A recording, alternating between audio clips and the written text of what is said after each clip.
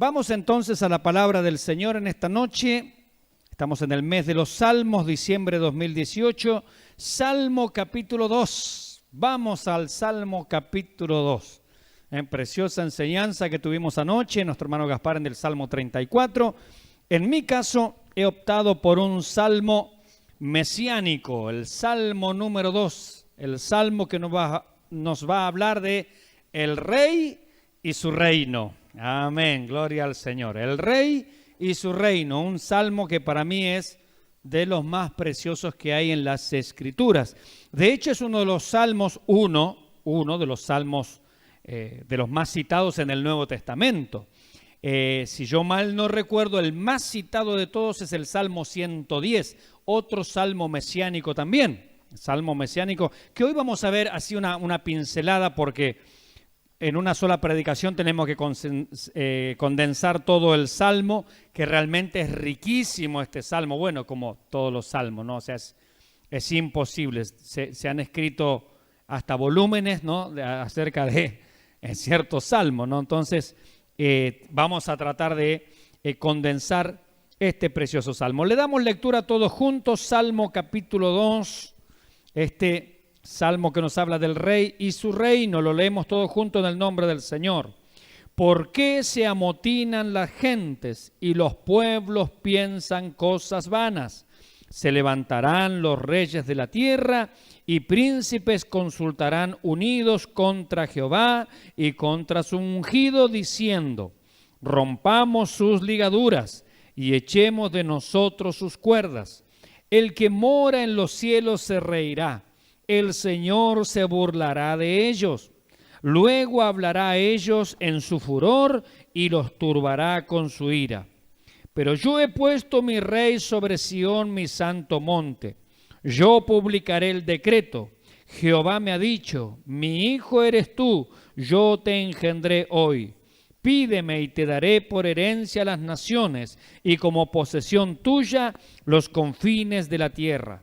Los quebrantarás con vara de hierro, como vasija de alfarero los desmenuzarás. Ahora pues, oh reyes, sed prudentes, admitid amonestación, jueces de la tierra. Servid a Jehová con temor y alegraos con temblor. Honrad al Hijo para que no se enoje y perezcáis en el camino, pues se inflama de pronto su ira. Bienaventurados todos los que en Él confían. Amén. Gloria al Señor. El Rey y su reino es el título que he elegido para este salmo. Y vamos a ver con la ayuda del Señor 4 aspectos importantes de este salmo. Se lo podría dividir de muchas maneras, hay varias formas, ¿cierto?, de encararlo. Yo he elegido 4 aspectos de este salmo. El primero va a ser la rebelión humana. Hablemos de la rebelión humana en primer lugar, luego vamos a estar viendo la reacción divina. En tercer lugar vamos a ver la proclama del Rey y en cuarto lugar la admonición a todos. Entonces comencemos por la rebelión humana, versículos 1 al 3, lo que hemos leído recién. Y comienza este salmo con una pregunta retórica. Una pregunta retórica es una pregunta que tiene la respuesta implícita, está allí la respuesta. Es como aquel que pregunta: ¿de qué color es el caballo blanco de San Martín? ¿De qué color es? La respuesta está dada allí, ¿verdad? No se quede pensando, por favor, porque era blanco, ¿cierto? Bien, entonces aquí hay una pregunta retórica, es decir, está la respuesta ahí mismo, o sea, ¿por qué? ¿Para qué? ¿Cuál es el sentido? ¿Cuál es el objeto de todo esto, ¿no? Comienza entonces este salmo con una pregunta, el por qué. Es decir, no hay razón para hacer lo que están haciendo. No hay razón para tomar esta actitud. Es como si nos dijera: es inútil, es un sinsentido. ¿Y qué es lo que sigue preguntando aquí el salmista? ¿Por qué se amotinan? ¿Qué es amotinarse? Sabemos, ¿no?, lo que pasa en el ambiente carcelario cuando hay un motín, ¿verdad? Un motín, o en alta mar allí los marineros no se sublevan justamente contra su capitán y se amotinan. Entonces hoy aplicamos la palabra motín, ya sea para el ambiente carcelario o para el ambiente allí marítimo, ¿verdad? ¿Qué es amotinarse? Bueno, amotinarse es, busqué en el diccionario, por supuesto, es rebelarse, insurreccionarse, sublevarse o resistir en cualquier, escuche esta palabra, muchedumbre. Si bien hay una persona que se pueda amotinar solo, normalmente cuando se habla de amotinarse siempre se habla del conjunto. Siempre se habla, como en este caso, de una muchedumbre, de un grupo, amplio de personas. Y nos dice el diccionario etimológico que la palabra amotinarse proviene de una voz francesa, la voz meute. Escuche qué interesante definición. ¿De dónde viene esta palabra, amotinarse? Viene de una voz francesa, meute o meuté, no sé cómo se pronuncia, no tengo idea del francés, pero significa literalmente jauría o manada. Por eso así tenemos la idea del conjunto y la idea de actuar de acuerdo, pero en una jauría o una manada. Y vi esa palabra meuté francesa, ¿no?, que significa jauría o manada, está adaptada a la vez del latín motus, como cuando decimos de motus propio, es decir, con propia movilidad, moverse. Entonces aquí me está hablando de una manada, de una jauría, de un grupo de gente que actúan, ¿no?, como lobos, ¿verdad? Como un conjunto de cánidos, un conjunto de lobos, una jauría, una manada que se mueven como si fueran uno solo, pero en estado de rebeldía, en estado de obstinación, de sublevación, de resistencia a la autoridad. Y aquí el salmista está preguntando, ¿por qué la gente, los pueblos, por qué las naciones actúan como jaurías, como lobos feroces, como una manada? Se rebelan, se ponen en contra de la autoridad, y en este caso vamos a ver que es de la autoridad de Dios, de la autoridad de nuestro Señor. Dice también, por eso aquí está la respuesta, ¿no? Y los pueblos piensan cosas vanas, es decir, esto que están haciendo es un sinsentido, no tiene razón, es vacío, no tiene por qué ser. La vanidad. La vanidad es una palabra que va a surgir, por supuesto, allí en el libro de Eclesiastés, ¿cierto? Vanidad de vanidades, todo es vanidad. Es decir, que el hombre, que el ser humano se ponga de acuerdo para rebelarse, para actuar como una jauría en contra de los propósitos de Dios, es un absoluto sinsentido, es vacío, no va a conducir a nada bueno. Porque es Dios quien está en control, mis hermanos, de todas las cosas. Por eso nosotros hemos de ser al revés, sumisos a su palabra. Bendito sea el nombre del Señor. Y dice, y los pueblos piensan cosas vanas, es decir, tienen la cabeza hueca, vanidad. Hay algo sin sentido, vacío, eso significa vano. Son vacías, son sin sentido, no tienen razón. Ahora podríamos preguntarnos, ¿cuál es esa vanidad y sin sentido que piensa esta jauría, este conjunto de seres humanos? ¿En qué están pensando? Porque aquí comienza con una pregunta. ¿Por qué se amotinan las gentes y los pueblos piensan cosas vanas? Esa es la pregunta. Entonces, nosotros podríamos preguntarnos, bueno, pero ¿cuál es esa vanidad? ¿Cuál es ese sinsentido que esta jauría, que esta manada, que este grupo de rebeldes está pensando? Versículo 2, dice, se levantarán los reyes de la tierra y príncipes consultarán unidos. Hasta aquí, hermanos, no hay ningún problema, ¿verdad? Acabamos de tener el G20 en nuestro país, aquí en la Argentina. Vienen los príncipes, vienen los reyes, vienen los presidentes, los primeros ministros, se juntan, están reunidos, están unidos, toman acuerdo, firman tratados. Hasta ahí nada malo, ¿verdad? Hasta ahí no hay nada que criticar. Es decir, bueno, podríamos decir, es razonable que la gente pueda dialogar, pueda conversar, puedan ponerse de acuerdo y puedan sacar determinadas cuestiones hacia adelante o tirar todos para el mismo lado. Hasta allí, todo bien. Hasta allí no hay ningún problema, pero ¿qué es lo que se levantan los reyes de la tierra y príncipes consultarán unidos? ¿de qué están hablando? ¿Sobre qué tratan? El versículo 2 dice, contra Jehová y contra su ungido. Es decir, contra el Señor Jesucristo. Porque ¿qué significa la palabra ungido? Bueno, la palabra hebrea que se va a utilizar allí es la palabra para Señor, cuando dice contra Jehová, es decir, contra Adonai, contra el Señor, contra aquel que es el Señor de toda la tierra, el juez de todas las cosas. Contra Él es este acuerdo. No es un acuerdo como para decir, bueno, vamos a rendirnos al Señor y vamos a hacer un acuerdo para que todos marchemos a la luz de la palabra de Dios. No, se reúnen, toman acuerdos, firman tratados, todos en contra de Dios. Y no solamente en contra de Dios, sino que dice aquí el Salmo, en contra de su Mesías, en contra de su ungido. Y la palabra griega para ungido va a ser en contra de Cristo. Porque Mesías y Cristo significan lo mismo, significa ungido. Es decir, que todo lo que esta gente hace es, todo lo que esta jauría, esta manada hace en rebeldía es tomar acuerdos en contra de Dios y en contra del Señor Jesucristo. Mire, hermanos, esto ya pasó en la historia. Usted sabe que allí en la Torre de Babel había un tal Nimrod, que es el primer tirano. De hecho, la palabra Nimrod significa eso, exactamente, tirano. Es el primer tirano, es el primer dictador, es el primer prototipo de anticristo, aquel que dice el hombre al poder. Hoy las mujeres dicen la mujer al poder.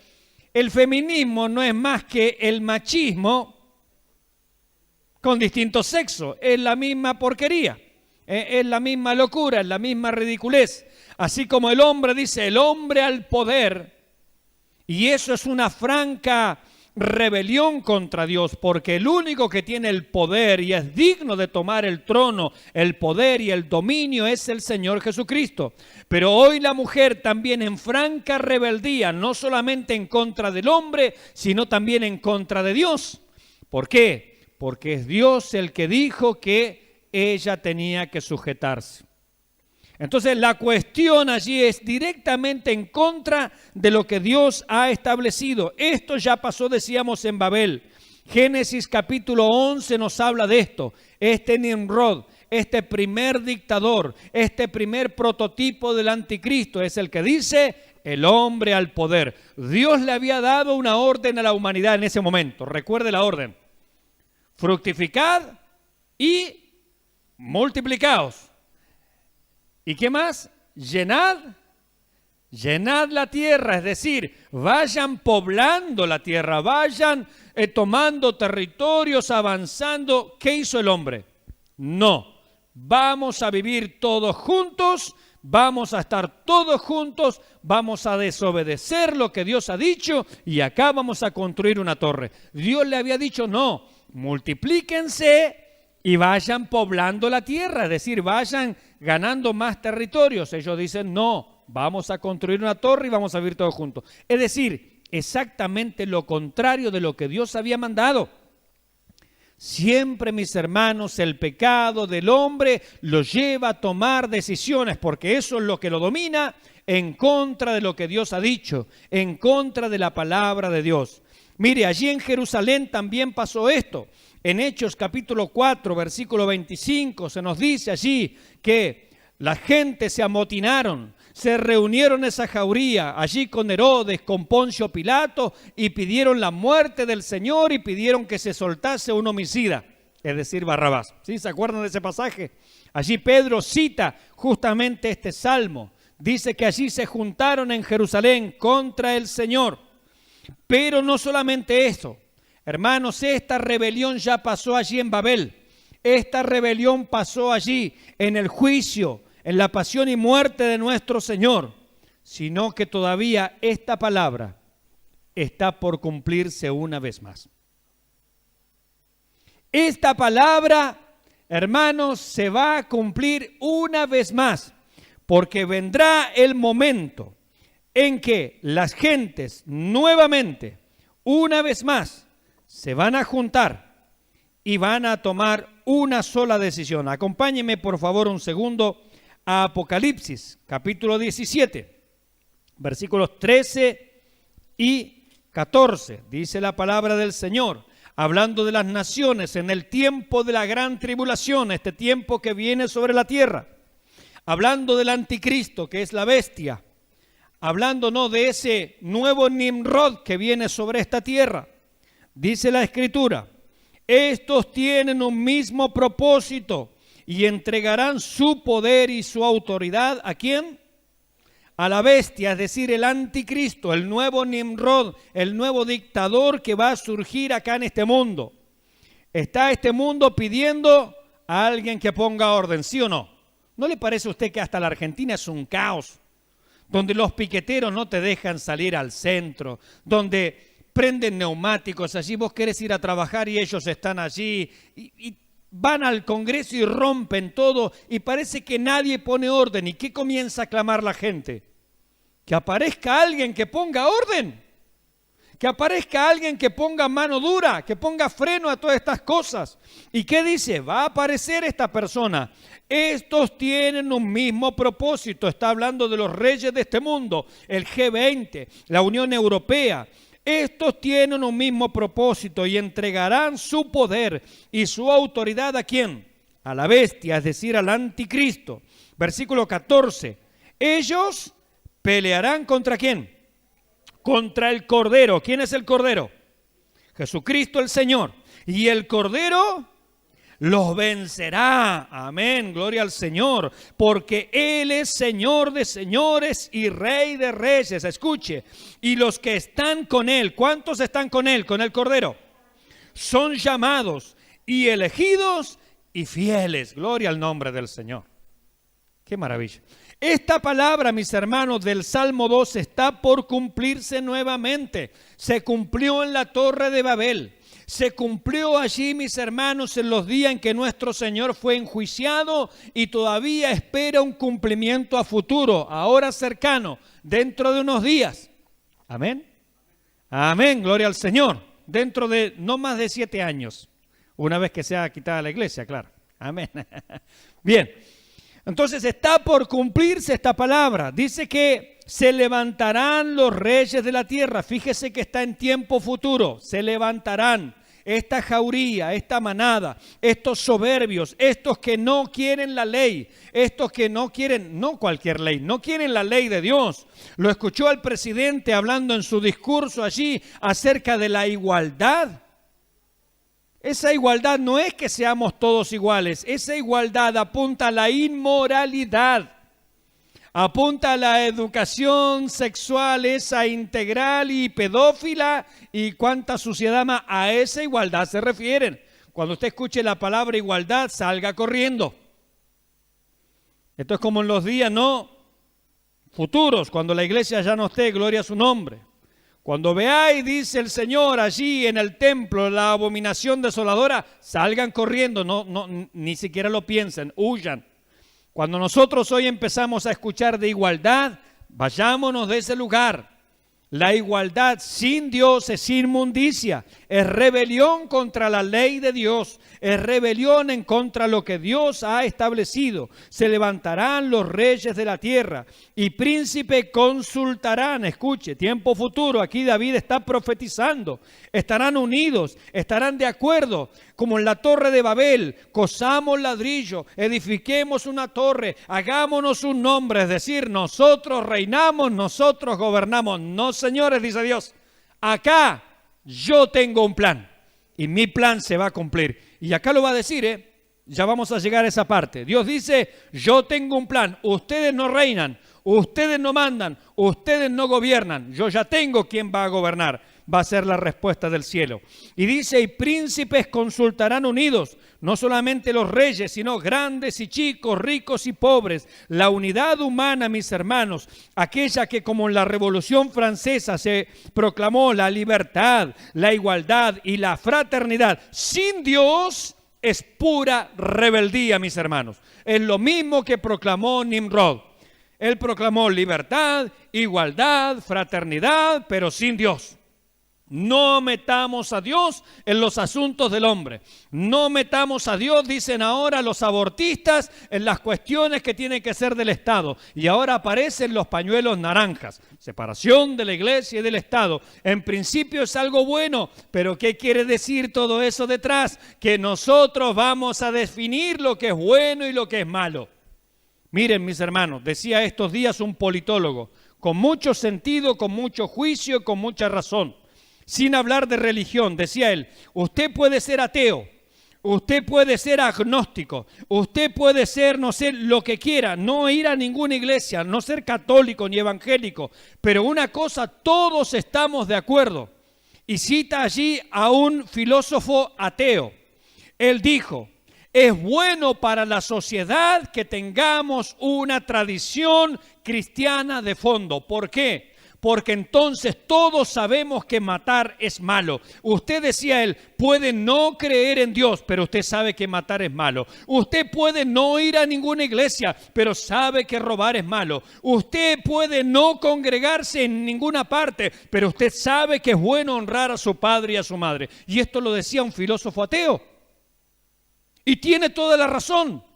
Hasta los ateos, este filósofo reconoce, estaba citado por este politólogo, hasta ellos reconocen que aunque uno no crea en Dios, es bueno tener esos valores, porque si no, ¿quién determina el bien y el mal? Porque si cada uno de nosotros definimos qué es lo bueno, qué es lo malo, ¿sabe qué? Mire, para mí a partir de este momento es bueno no pagar impuestos y tienen que respetar mi decisión, ¿sí o no? Porque si cada uno es juez y es el que pone los valores del bien y del mal, bueno, yo decido por mi propio criterio, porque yo me he constituido en mi propio Dios, decido que es bueno exterminar a aquel que piensa distinto, ¿sí o no? Porque si no hay una regla absoluta, cada uno pone los absolutos. ¿Se entiende lo que queremos decir? Si no hay una regla fuera de nosotros, si no hay una norma moral absoluta y cada uno puede decidir qué es bueno y qué es malo, estamos ante la anarquía inminente, donde cualquiera dice para mí esto es bueno y como él dice que es bueno, hay que respetarlo. Pero un día alguien va a decir, es bueno abusar de niños, ¿sí o no? ¿Y habrá que respetarlo? ¿Usted cree que eso no está pasando? En este mundo, en este planeta ya está pasando. Hay países que están legalizando la pedofilia porque como hemos quitado a Dios del Estado, Dios no tiene nada que ver en el Estado, no hay valores buenos y malos, no hay ninguna ética de fondo, por lo tanto nosotros vamos a definir y vamos a decidir qué es el bien y qué es el mal. Isaías ya grita y clama fuertemente acerca de esto, diciendo, ¡ay de a lo que lo bueno llaman malo, y a lo malo bueno, de lo que hacen de la luz tinieblas, y lo amargo ponen por dulce! ¡Ay de ellos!, dice el Señor, porque ¿quién estableció qué es bueno y qué es malo? ¿Es Dios? ¿Quién estableció que es bueno honrar a los padres? ¿Quién? ¿El Partido Obrero? ¿El PRO? ¿Cambiemos? ¿La Unión Cívica Radical? ¿El Partido Republicano en Estados Unidos? ¿Quién dijo? ¿A quién se le ocurrió que era bueno no matar? ¿A quién se le ocurrió? A Dios. Y hasta un filósofo ateo dice, aunque uno no crea en Dios, es bueno tener estos valores porque hay una regla absoluta que nos hace reconocernos y respetarnos en las cosas más elementales. Por eso, mis hermanos, correr a Dios de todas las cosas, cuidado, que eso es una nueva moralidad, es una nueva ética donde yo voy a decidir por mi propio gusto y por mi propio antojo qué es bueno y qué es malo. Y a alguien un día se le va a ocurrir que los que somos extranjeros hay que aniquilarlos, ¿sí o no? ¿O no? Usted dice, no, pastor, eso no va a pasar. Segunda Guerra Mundial, Hitler en el gobierno, él dijo, los judíos son ratas, no son seres humanos. 6 millones de judíos terminaron en los campos de exterminio. Esto, hermanos, ya pasó. El hombre no aprende nada. No aprendemos nada cuando nosotros comenzamos a definir qué es el bien y qué es el mal. Hemos dicho a Dios, córrete para allá, tú no tienes nada que hacer entre nosotros. Uno puede no creer en Dios, pero hay leyes absolutas que Dios ha establecido. Primero, es una necedad no creer en Dios, eso está claro. Pero aunque haya gente que no se congregue en ningún lado, es bueno que haya un sistema de valores y de ética absoluta, porque si no, esto es el gobierno del más fuerte. Es la ley de la selva, mis hermanos. Príncipes consultarán unidos cuando la humanidad comienza a hablar de libertad, igualdad, fraternidad. Sin Dios no es más que pura rebeldía. Es como los demonios le dijeron allí al Señor Jesucristo en el episodio del Gadareno: ¿qué tienes con nosotros, Jesús, Hijo del Dios Altísimo? Pero eso no es un reconocimiento de su señorío, sino que es que hay entre tú y nosotros, no hay nada en común. Serás el Hijo de Dios, pero entre tú y yo no hay nada. Y así el hombre le está diciendo a Dios: ¿quieres religión? Practícala en tu casa a puerta cerrada, pero no traigas religión ni al Estado, ni a la escuela, ni a la calle, ni al trabajo, porque aquí para nosotros lo que tiene que ver con Dios no existe, no nos importa, no nos interesa. Matthew Henry, hablando de estas palabras, dice: rumorean con rabia. Ellos dicen: príncipes consultarán unidos. A esas palabras Matthew Henry dice literalmente: rumorean con rabia. Es como diciendo: ¿por qué tenemos que soportar la ley de Dios? ¿Por qué tenemos que nosotros apegarnos a lo que Dios ha dicho? ¿Qué tiene que ver Dios con nosotros? Esa es la frase, esa es la intención. Es un rumor con rabia. Así como Gesem, Gesem, Tobías, Sanbalat rumoreaban con rabia, diciendo: estos judíos están reconstruyendo los muros, una zorra que suba por ese muro lo derribará, lo echará a pedazos. Así esta gente dice: consultarán unidos, se reunirán y dirán: ¿qué tiene que ver Dios con nosotros? ¿Por qué tenemos que tener en cuenta las cosas de Dios? Y así esta sociedad. Ya aparecieron los pañuelos naranja, ¿los vio? ¿No los vio? Ya aparecieron. El pañuelito verde, el loro barranquero, ¿qué significa ese? Abortista. Una abortera, pañuelito loro barranquero. No conformes con eso, ahora ya apareció el pañuelo naranja. ¿Qué significa el pañuelo naranja? Iglesia y Estado están separados. Acuérdese que va a empezar a ver más y más seguido el pañuelo naranja. ¿Qué quiere decir? No queremos ningún concepto moral ni ético que tenga que ver con religión. Nosotros decidimos qué es el bien y qué es el mal. ¿Y por qué se amotinan las gentes? ¿Por qué estos rebeldes se juntan? Hacen marchas feministas. ¿Vio las marchas hoy contra el G12? Mujeres desnudas, pintadas su cuerpo, body paint, ¿los vio? Allí en la televisión, en las noticias lo pasaron. Qué lindas señoritas, ¿no? La verdad, chicas hogareñas, discretas, castas, respetuosas. Un escándalo, una vergüenza. Como decíamos en la predicación del otro día, hablando Isaías, la apariencia de sus rostros los delata.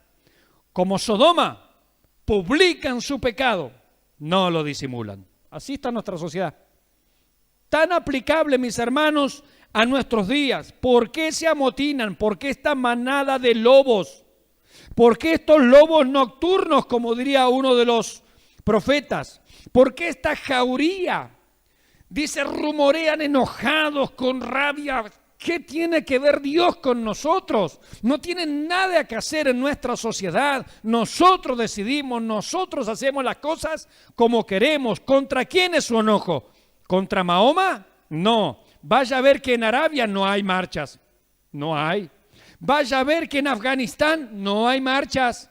Vaya a ver, mis hermanos, que en los países musulmanes no hay marchas, no las hay. Hay mujeres allá verdaderamente oprimidas, pero allá las marchas no las hacen. ¿Dónde las hacen? Acá, en Occidente, donde la mujer tiene los mayores índices de libertad. ¿Por qué? Puede trabajar, ¿verdad que sí? Puede votar, ¿verdad que sí? Puede ser maestra, ¿verdad que sí? Ingeniera, arquitecta. Si quiere ser albañil, vaya a trabajar, agarre allí la pala y vaya a trabajar de albañil. Puede ser lo que quiera, puede ir a la universidad, ¿sí o no? A la escuela, primaria, secundaria. No hay lugar de mayor libertad en el mundo que en donde el cristianismo ha llegado, mis hermanos. No hay mayor libertad para la mujer en ningún otro país que no sea en los países de Occidente donde el cristianismo ha llegado. Vaya a Medio Oriente y vea cómo están las mujeres. Estos días, hace poquito, se le permitió a la mujer en Arabia conducir. Pero allá no hacen marchas, allá no hay pañuelitos verdes, allá no hay loros barranqueros, no hay, allá no hay. Allá no van los pañuelitos naranjas diciendo, no queremos la religión del Estado, estos mahometanos allí mezclados. No, allá no hay eso. Lo hacen acá.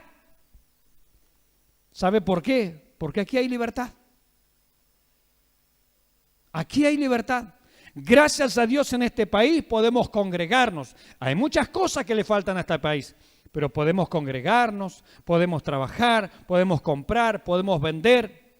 ¿Podemos hacer lo que querramos, sí o no? Sí. Mientras sea legal, podemos hacer lo que querramos. Y todas estas cosas, en definitiva, es en contra de lo que Dios ha establecido. Mire, en los países de Occidente, gracias al Señor, a través de la Reforma Protestante, este es uno de los beneficios de la Reforma Protestante, se logró la abolición de la esclavitud. ¿Sabía usted? Fueron los predicadores reformados, fueron los hombres de la Reforma que comenzaron a decir, todos somos a imagen de Dios, no debe haber esclavitud. Y uno de los pasajes favoritos está allí justamente en el libro de los Gálatas, en la carta a los Gálatas, donde no hay siervo ni libre, sino que todos son iguales delante de la presencia del Señor. Eso llevó a la abolición de la esclavitud en Occidente, mis hermanos. Son beneficios de lo que la palabra de Dios enseña. Ahora, ¿en dónde se quejan estos grupos? En Occidente. ¿Los vio usted hacer de ellos alguna marcha en Cuba, en La Habana? Cuando estaba el gobierno soviético, ¿los vio a ellos hacer marcha ya en la Plaza Roja de Moscú? ¿Hacer una marcha LGBTQ, alfa, beta, gamma, delta? Allá no se fueron a quejar. Se quejan acá que tienen libertad. Acá se quejan. ¿Sabe por qué? Porque acá tenemos principios y valores cristianos de fondo. Porque gracias a Dios, mal que mal, con todos los vicios y con todos los errores que se ha cometido tanto del catolicismo como de los evangélicos, mis hermanos, tenemos una base y un trasfondo de la ley de Dios. Y aquí sabemos que matar es malo. ¿Por qué? Porque Dios dijo no matarás. Y sabemos la conducta básica de lo bueno y de lo malo, porque esos son los principios que la palabra de Dios nos ha dado. Y esta gente, ¿contra qué se levanta? Contra lo que Dios ha establecido. Bendito sea el nombre del Señor. Ahora, ¿contra quiénes va dirigida la jauría de estos rebeldes, estos lobos nocturnos? Dice el versículo allí, contra Jehová y contra su ungido, contra el Mesías. Es un cuadro de rechazo a Dios y a Cristo como Rey viniendo a tomar posesión de sus derechos, mis hermanos. Esto que está pasando, esto que se está gestando y esto que va a suceder en un futuro cercano, mis hermanos, es justamente no queremos que el Señor reine sobre nuestras vidas. Mire ahora sí lo que dice el Salmo 110, así cerquita nomás. Salmo 110, Salmo mesiánico también si los hay, versículos 5 al 7, hablando de la batalla de Armagedón, cuando los reyes nuevamente se confabulen contra el Señor. ahora prontito, ya están haciendo acuerdos. Versículos 5 al 7. El Señor está a tu diestra. Dice, quebrantará a los reyes en el día de su ira. El día de la ira está cercano, mis hermanos, es la gran tribulación. Quebrantará a los reyes en el día de su ira, el Cordero. Juzgará entre las naciones. Escuche, las llenará de cadáveres. Batalla de Armagedón, las llenará de cadáveres. Quebrantará las cabezas en muchas tierras. Del arroyo beberá en el camino, por lo cual levantará la cabeza. Es decir, luego de la gran matanza, ahora vamos a Apocalipsis 19. El Señor lo único que dirá es, ¿me dan un poquito de agua? Es todo lo que le causaron los ejércitos del mundo. Cuando un G20 de estos, China, Estados Unidos, las potencias europeas, los países árabes, estén invadiendo allí Israel, como dice la palabra del Señor, el Señor descenderá para salvar a su pueblo. Mire lo que dice aquí, Apocalipsis 19, versículos 11 en adelante, batalla de Armagedón. El Señor descenderá al cielo. Entonces dice, entonces vi el cielo abierto, final de la gran tribulación, y he aquí un caballo blanco, y el que lo montaba se llamaba Fiel y Verdadero, y con justicia juzga y pelea. Sus ojos eran como llama de fuego, y había en su cabeza muchas diademas, y tenía un nombre escrito que ninguno conocía, sino él mismo. Estaba vestido de una ropa teñida en sangre, y su nombre es el Verbo de Dios. Y los ejércitos celestiales vestidos de lino finísimo, allí estoy yo, ¿quién más está ahí? Blanco y limpio, le seguían en caballos blancos.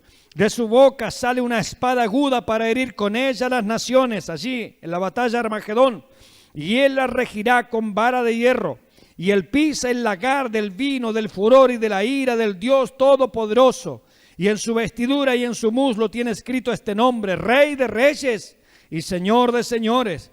Y vi un ángel que estaba en pie en el sol y clamó a gran voz diciendo a todas las aves que vuelan en medio del cielo, venid y congregaos a la gran cena de Dios, para que comáis carnes de reyes y de capitanes, y carnes de fuertes, carnes de caballo y de sus jinetes, y carnes de todos, libres y esclavos, pequeños y grandes.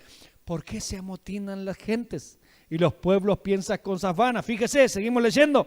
Y vi a la bestia, es decir, el anticristo, y a los reyes de la tierra, póngale así el G20, y a sus ejércitos reunidos para guerrear contra el que montaba el caballo y contra su ejército. Y la bestia, el anticristo, fue apresada, y con ella el falso profeta, la segunda bestia, que había hecho delante de ella las señales con las cuales había engañado a los que recibieron la marca de la bestia y habían adorado su imagen. Estos dos fueron lanzados vivos dentro de un lago de fuego que arde con azufre, y los demás, escuche, fueron muertos con la espada que salía de la boca del que montaba el caballo, y todas las aves se saciaron de las carnes de ellos. Pregunta el salmista, ¿por qué se amotinan las gentes? Le hacen motín al capitán de capitanes, al Rey de Reyes, al Señor de señores. ¡Qué sinsentido! Es lo que el salmista está viendo proféticamente. ¿Por qué se amotinan la gente y los pueblos piensan cosas vanas? Se levantarán los reyes de la tierra y príncipes consultarán unidos contra Jehová y contra su Mesías, diciendo, ¿qué dicen? Rompamos. ¿Qué maquinan ellos? Dice, rompamos sus ligaduras y echemos de nosotros sus cuerdas. Es decir, no queremos el gobierno de Dios en medio nuestro. No queremos saber nada de cristianismo. Miren, mis hermanos, este mundo no tiene ningún problema con Mahoma. No tiene ningún problema con los budistas. ¿Vio que no? No tiene ningún problema con los sintoístas ni con los cuantosistas más. No tiene problema. Tiene problema con Jesucristo. Hablar de Jesucristo, ese sí que no lo toleran. Nuestro presidente se ha declarado allá, ¿no?, de las religiones estas orientales. No hay ningún problema con eso. Pero no hablemos de la palabra de Dios. No hablemos de Jesucristo, no hablemos de la Biblia. Podemos hablar de lo que quiera, pero no hablemos de la Biblia. ¿Por qué? Porque ¿cuál es el propósito? Rompamos sus ligaduras, esto que nos mantiene unidos, esto que le da cohesión a la sociedad. Hoy, todas esas leyes naturales para este mundo, para el G20, para la política que gobierna hoy es algo insoportable, es un corset que ya no lo aguantan más. Y ya están diciendo, ¿y a quién se le ocurrió que hay hombre y que hay mujer? Si cada uno puede elegir. Rompamos sus ligaduras. Lo que Dios ha establecido como natural, ellos dicen, echemos de nosotros sus cuerdas. ¿Qué tiene que ver la ley de Dios con nosotros? No tiene nada que ver, dicen ellos. Sin embargo, dijo el Señor, que su yugo era fácil y ligera su carga. El profeta Oseas en el capítulo 11, versículo 4, dice que sus cuerdas son cuerdas de amor. Sin embargo, para el hombre son opresión, porque el hombre está dominado por el pecado y gobernado por Satanás. Por eso el yugo del Señor es pesadísimo para esta sociedad y sus cuerdas hay que romperlas. Quitémonos el yugo de los 10 mandamientos. Quitémonos de nosotros el yugo del bien y del mal. Segundo, la reacción divina. Veamos, versículos 4 al 6. ¿Cómo reacciona Dios ante esta rebelión infame sin sentido? El que mora en los cielos. ¿Usted se imagina a la hormiga amenazando al elefante? Dice, si no te corres de mi camino, no sabes lo que te va a pasar. Ahora el elefante, ¿verdad? Y usted sabe, un comentarista, Pfeiffer, decía que en verdad aquí es una risa sarcástica, es una risa con tartamudeo, es como aquel que dice,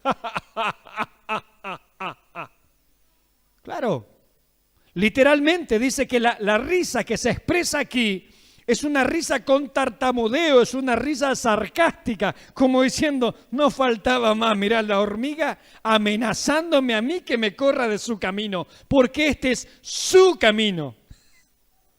No faltaba más, es ridículo y es absurdo.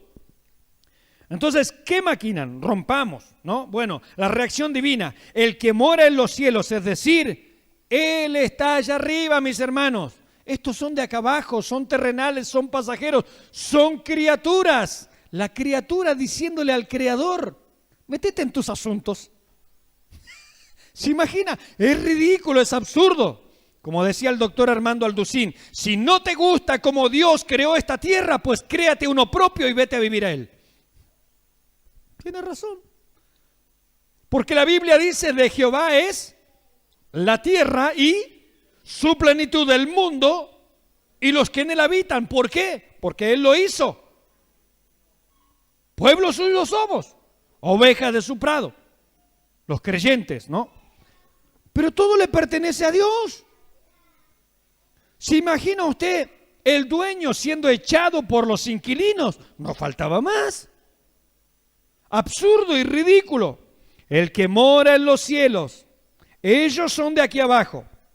Pero el Señor, como dice el libro de Apocalipsis, nuestro Dios todopoderoso, reina. Él reina. Él es el Señor. Adonai, literalmente. Mis hermanos, no solamente que el que mora en los cielos, el que está por sobre todo, mire mis hermanos, el hombre puede cacarear todo lo que quiera allí abajo.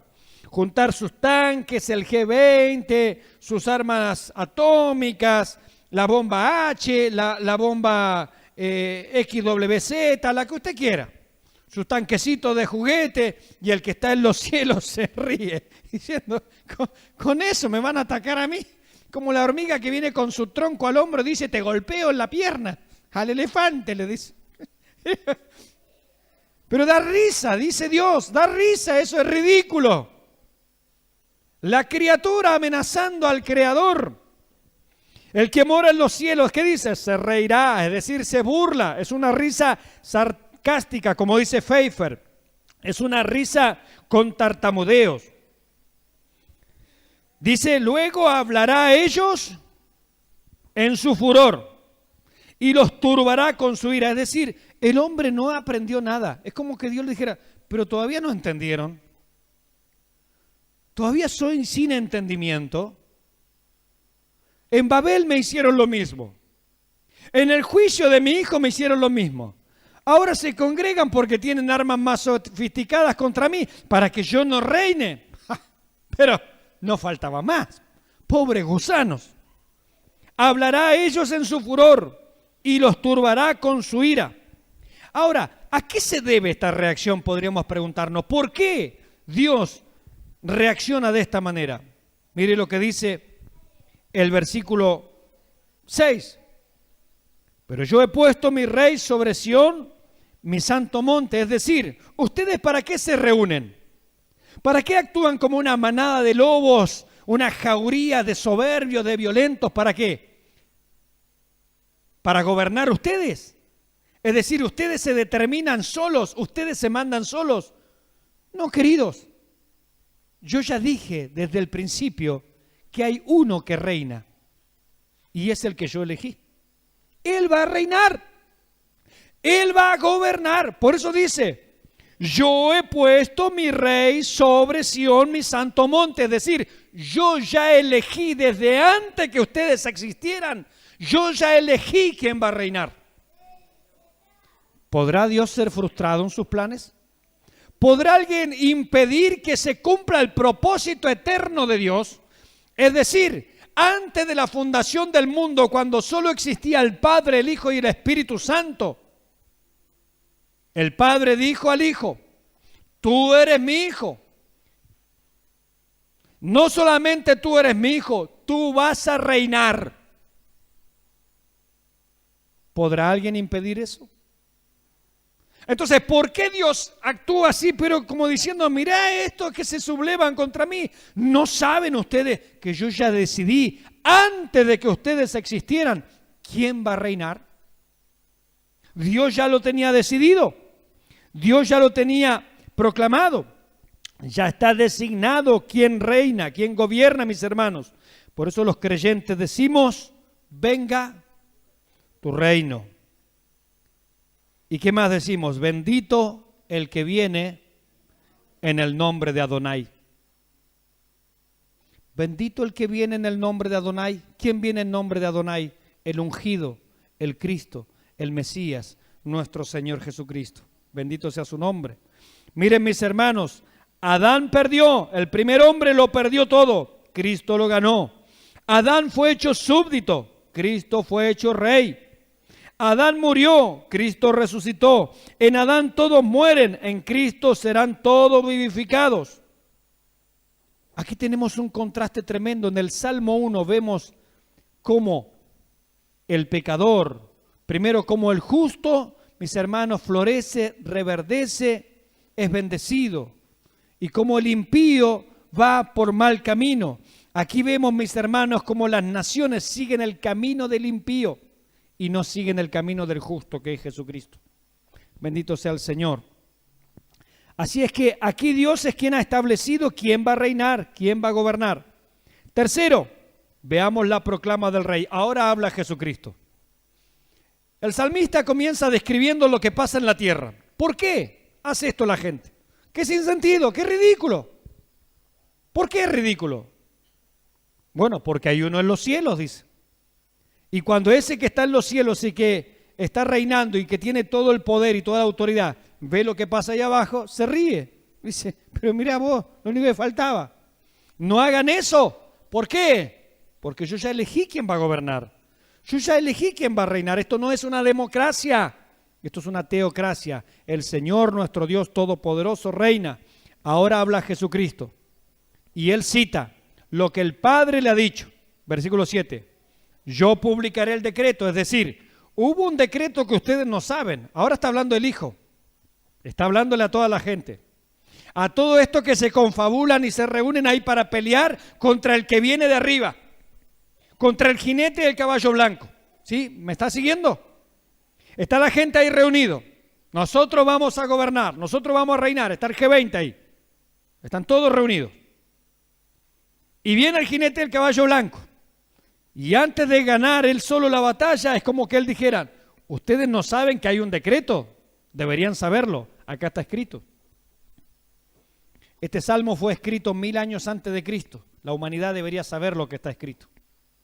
Y aquí habla el Señor Jesucristo, es decir, si ustedes no lo saben, yo abro el rollo, Apocalipsis, y les leo el decreto. Esto está firmado. Y está firmado por el juez del universo, por Adonai, por yo soy el que soy. Y él lee. ¿Qué dice ese decreto? Yo lo publicaré, es decir, lo daré a conocer. Bueno, no saben ustedes, se sublevan, no saben. Bueno, Jehová me ha dicho, está firmado, es un decreto. ¿Se da cuenta de lo que está haciendo? Jehová me ha dicho, mi hijo eres tú. Es decir, tú eres el nuevo Adán. Adán lo perdió todo, pero Jesucristo lo gana todo. Adán se hizo súbdito, pero Jesucristo es el rey. ¿Se da cuenta de lo que está diciendo? Tú eres mi hijo. No solamente eres Dios, también te harás hombre. Tú eres mi hijo. Yo te engendré hoy. ¿Cuándo es ese hoy? En los días de la eternidad. Pregunto, una pregunta teológica. Entre comillas digo esto. ¿Cuántos años de padre tiene Dios? Tantos años como tiene Jesucristo, el Hijo. Lo digo de otra manera. ¿Cuántos años de padre tengo yo? Los mismos años que mi hija mayor. ¿Se entiende? Es decir, desde la eternidad, Dios es Padre, porque desde la eternidad Jesucristo es Hijo. Tantos años de Padre, tantos años de Hijo. Dicho en términos humanos, eso es incomprensible, ¿cierto? Es decir, desde siempre el Padre es Padre y desde siempre el Hijo es Hijo, desde la eternidad. Jehová me ha dicho, mi hijo eres tú, yo te engendré hoy. ¿Y qué más? Pídeme y te daré. Esto está escrito. Aquí es como que el Señor le está leyendo. A ver, ¿qué quieren ustedes gobernar acá? No, no. Porque esto está escrito. Pídeme y te daré por herencia a las naciones y como posesión tuya los confines de la tierra. Es decir, ustedes quieren gobernar en tierra ajena. Eso no les pertenece. Es mío. Desde antes de la fundación del mundo es mío. Tengo el decreto firmado por el Padre. Y viene el Señor Jesucristo a reclamar su dominio, su territorio. Le pertenece a Él desde siempre, mis hermanos. Y dice, he puesto a mi rey sobre mi santo monte. Yo lo puse ahí. No se mandó Él solo. Yo lo puse allí. Desde siempre le di el derecho para que Él gobierne. Bendito sea el Señor. Entonces la proclama del rey, yo publicaré el decreto. Este decreto es eterno. Él es el Dios hombre, mis hermanos. Y la proclama básicamente es, yo soy hijo de Dios. ¿Desde cuándo? Desde siempre. Por lo tanto, las naciones son de Él, porque Él es rey. Son posesión de Él, porque es el dueño legítimo. Y también dice que Él las quebrantará, porque Él es el Señor. Y el Señor manda. Entonces fíjense que en este decreto que Él lo da a conocer, firmado desde la eternidad, se dice que Él es Dios. Se dice, mis hermanos, que Él es Rey. Se dice que Él es dueño y se dice que Él es el Señor. Los quebrantarás con vara de hierro, como vasija de alfarero los desmenuzarás. Y por último, la admonición, la amonestación a todos, versículos 10 al 12. Fíjese que si Dios quisiera la destrucción del hombre, no le advertiría de estas cosas.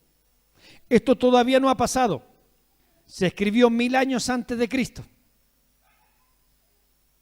El cumplimiento final de esta profecía todavía está por llegar.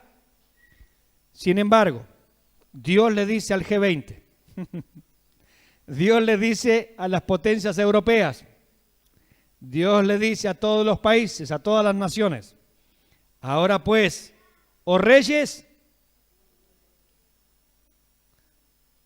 ¿se dio cuenta estos días que estaba el G20? Allí llegó el presidente de Estados Unidos, llegó el presidente de Rusia, llegó el presidente de Francia, llegó el presidente de China, y así estaban todos los 20 mandamás de este mundo. Qué susto se pegaron. Hacía más de 100 años que Buenos Aires no temblaba.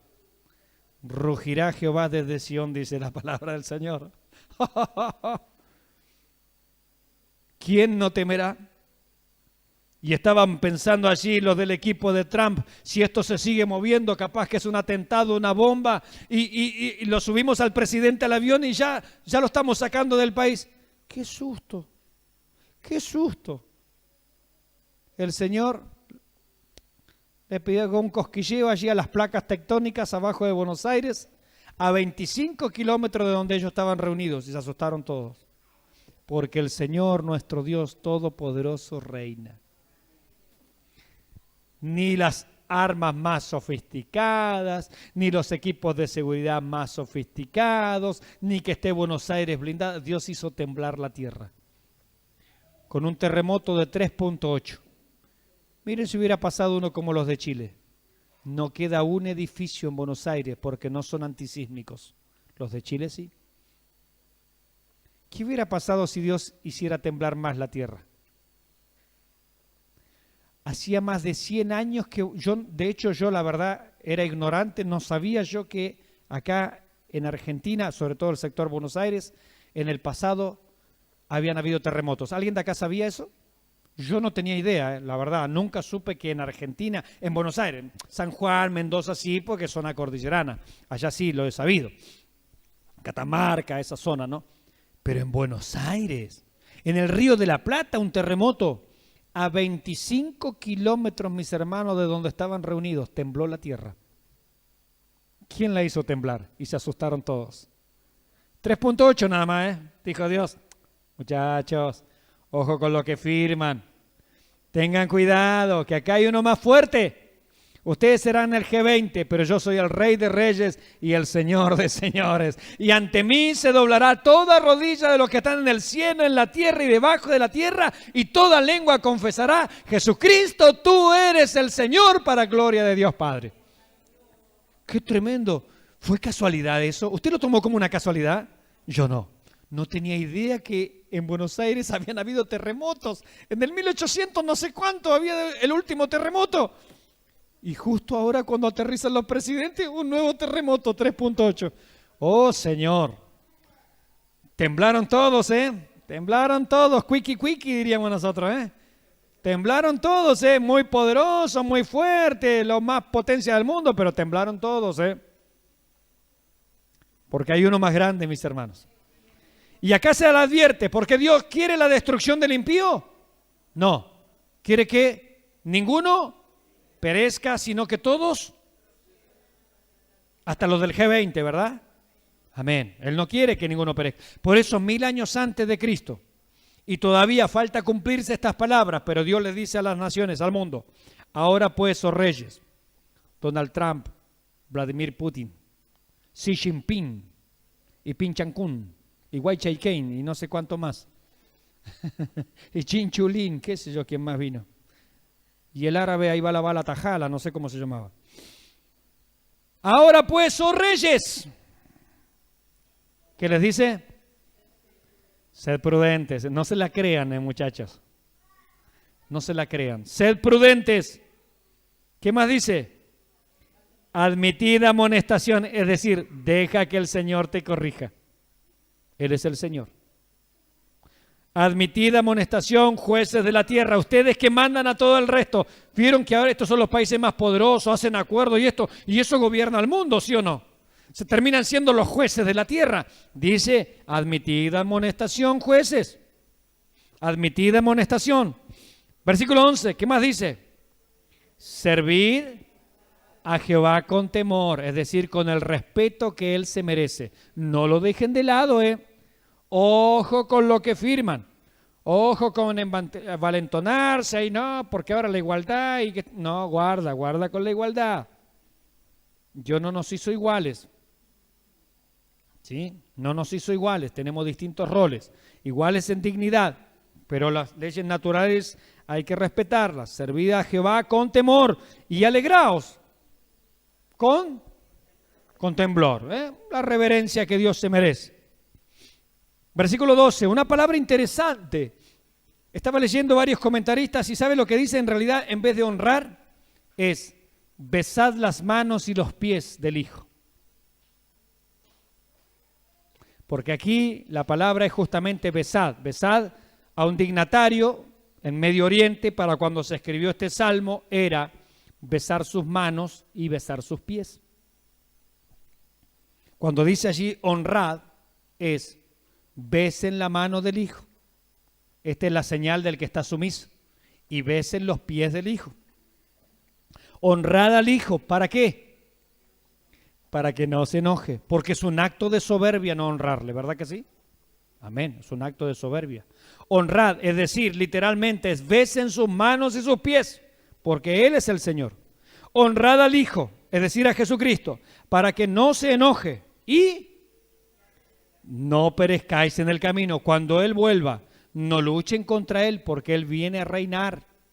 No luchen contra Él, no vayan contra Él, para que no perezcáis en el camino, pues se inflama de pronto su ira. Claro, porque Él dio su vida y su sangre para redimirnos. ¿Cómo va a soportar más rebelión todavía? Y termina con estas palabras: felices todos, quien quiera que sea, los que en Él confían. Cierro con palabras dichas allí en el Apocalipsis. Los reinos de la tierra han venido a ser del Señor, de Adonai y de su ungido, de Jesucristo. Bendito sea el nombre del Señor. Podemos confiar en Él, hermanos, y en eso hay felicidad, hay bienaventuranza. Le damos gracias al Señor por su palabra y este precioso salmo que hemos podido exhortar en el día de hoy.